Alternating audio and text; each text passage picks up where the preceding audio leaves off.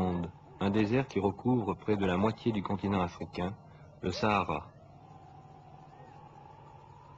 Les Algériens, qui en possèdent la plus grande part, lui ont donné le nom de département des oasis. Un département 4 fois plus grand que la France.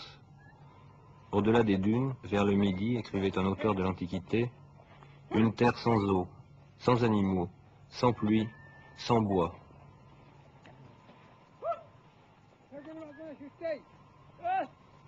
Une terre déshéritée, où des dizaines de milliers d'hommes, pourtant, n'ont pas renoncé à vivre, à survivre plutôt.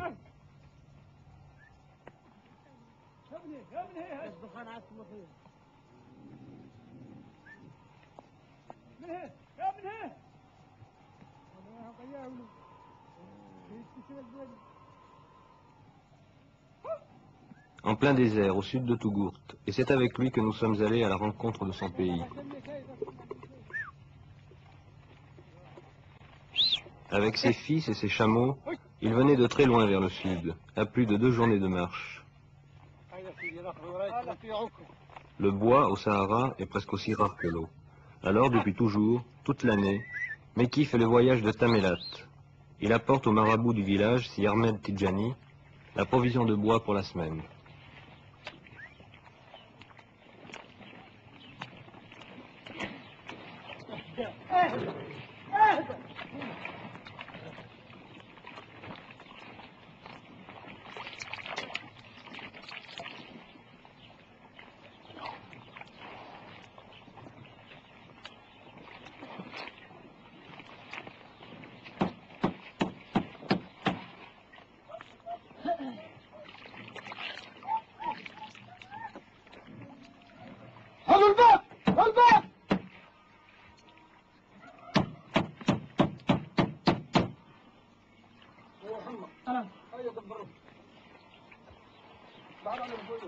Le vieux nomade ne passera qu'une nuit au village.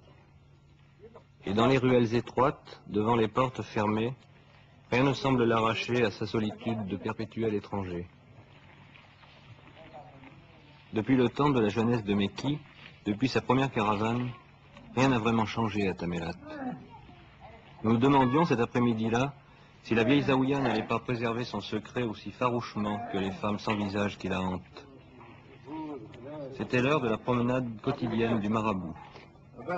Parmi ces hommes et ces femmes, très pieusement soumis à la religion, il est l'homme de Dieu, le porteur de la sagesse du prophète, de sa parole. Par égard pour le livre, disent-ils, on baise la reliure.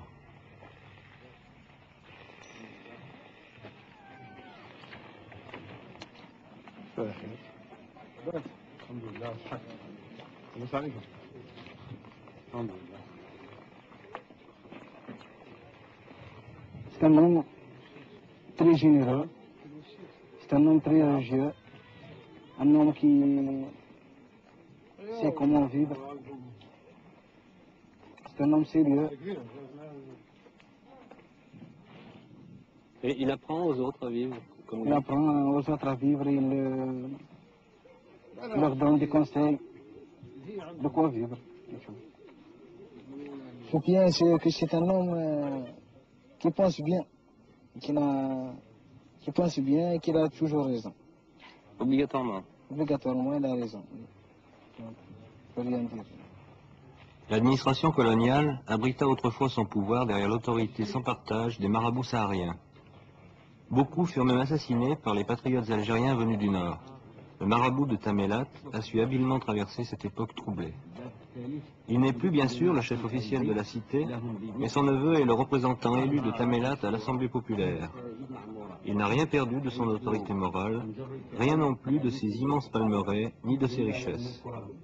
Dans le secret de la Zaouïa, il conserve aussi de précieux manuscrits. 2 vieux historiens envoyés par le gouvernement d'Alger à la recherche du passé de leur pays venaient d'arriver à Tamelat.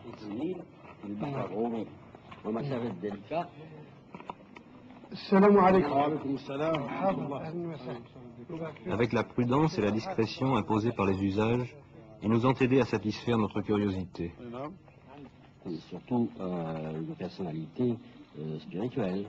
Il y a l'autorité administrative, mais il y a l'autorité religieuse et spirituelle. Et En même temps, le marabout, c'est un conciliateur, il est l'ami de tout le monde. Ouais. Est-ce que monsieur a eu des esclaves autrefois? يعني في زمن قديم هل كان لكم عبيد؟ كما كان في الدنيا كلها كان Oui, au moment où l'esclavage était répandu dans le monde, mais actuellement c'est la même chose. Est-ce qu'il a suivi les événements de la guerre d'Algérie, la politique de l'Algérie? كنتوا تتابعوا الحركة الوطنية حركة الوطنية نعم دائما تتبعوها toujours. Je crois qu'il jouait un grand rôle avant du temps de la France, dans la région. Point de vue politique. Est-ce qu'il avait une autorité plus grande que maintenant?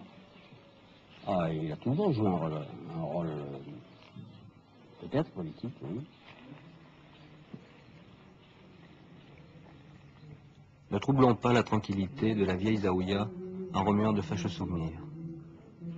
Dans ce paisible centre religieux, sorte de couvent sans moines, tout semble inciter au repos.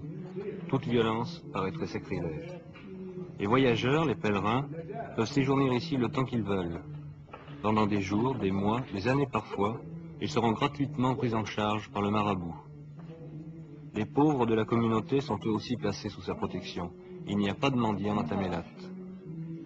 Dans cette petite cité qui ressemblerait à une grande maison dont les ruelles seraient les corridors, l'ordre patriarcal du marabout régnera longtemps encore.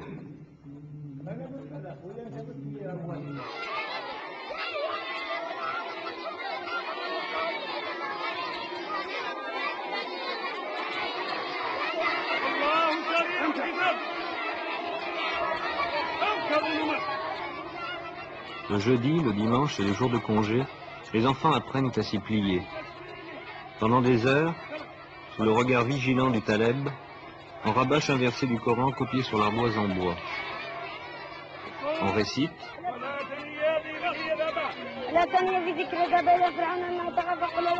on efface et on recommence avec un autre verset.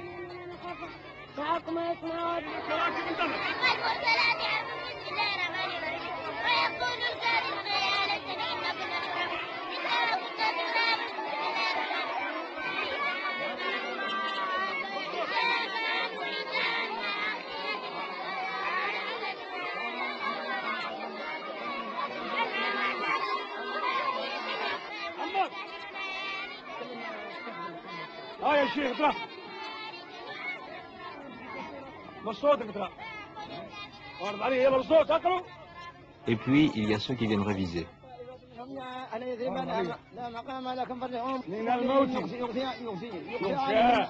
L'usure des années parvient à effacer le souvenir de la parole du prophète. Or, comment vivre sans elle? Si quelqu'un qui a appris le Coran, il sera un homme très, très intéressant. C'est tous les gens du village. Il sera un homme très intelligent, un homme qui sera très bon chez tous les gens du village. Après Assim et Saoud, c'était plus au sud, Edgelé, où les compagnies portées de la Légion étrangère, les techniciens et les ouvriers de la base lui faisaient accueil.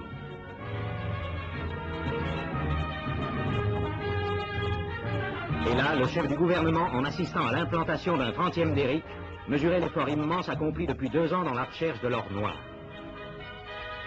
Togourt, enfin, capitale du désert, attendait le général. Ce fut l'accueil d'une foule enthousiaste, exubérante, criant à la fois sa satisfaction et son espérance.